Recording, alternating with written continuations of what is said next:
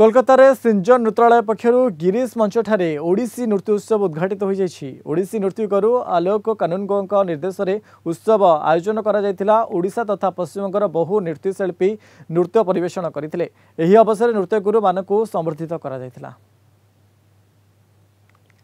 छोट छोट पिला माने सबुठू बहुत माने आग्रह रखी उत्साह देखे बहुत भल नाच करछन्ती। से माने दुईटा आइटम कले, मंगलाचरण कले, पदबंदे गणनाथ आउ बसंत पल्लवी आउ तापर इंटरमीडिएट जो माने अछन्ती से माने बटू कले आउ शंकर भरण पल्लवी कले आउ जो माने एबे स्कॉलरशिप पाइछन्ती स्वरलिपि राय, उज्जसी बासाक, सुमन मंडल एमाने सब एकक नृत्य परिवेशन कले। ता छड़ा देवरती गोस्वामी एवं तिथि दास मध्य एकक नृत्य परिवेशन कले। আমি এখানে অনেক দিনকার স্টুডেন্ট, আমার 19 ইয়ার্স হয়ে গেছে। এখানে আমি একটা সোলো পারফরমেন্স করেছি এবং আমার সঙ্গে যারা আছে আরো অনেকে সোলো করেছে, বাচ্চারা অনেক পারফর্ম করেছে। তো আমি পথচারীদের করেছি আজকে, এটি একটা অভিনয় এবং আমার আজকে করে খুব ভালো লাগছে। অনেকদিন বাদে একটা সোলো পারফরমেন্স করলাম, তো it's a very good experience.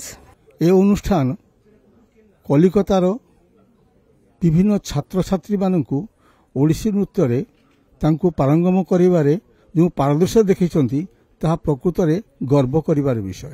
गुरु आलोका कानूनगो राज्य स्तर रे एवं देशीय स्तर रे जो सब सम्मान प्राप्तिर घटी से केवल तांकर अध्यवसाय एवं कठिन परिश्रमर फलस्वरूप।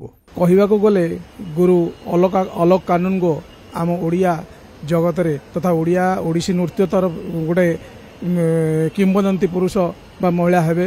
भविष्यत पई से जो पीढ़ी तैयारी करूछंती एहा आम ओडिया संस्कृति तथा नृत्य कला को आहुरी आगो को नहीं। नृत्य रे बहुत दर्शक उपस्थित थिले जो माने ओडिया भाषा को बुझी न पारुथिले भी ओडिया ताल नृत्य को भल भाव में उपलब्धि करि पारुथिले, ताली मारुथिले। सतरे एआई आमर युवपीढ़ी जो माने भविष्यत को आमर ये नाच को आग को नहीं जीवे, आम संस्कृति को परिप्रकाश करिवे, जगन्नाथ संस्कृति को परिप्रकाश करिवे।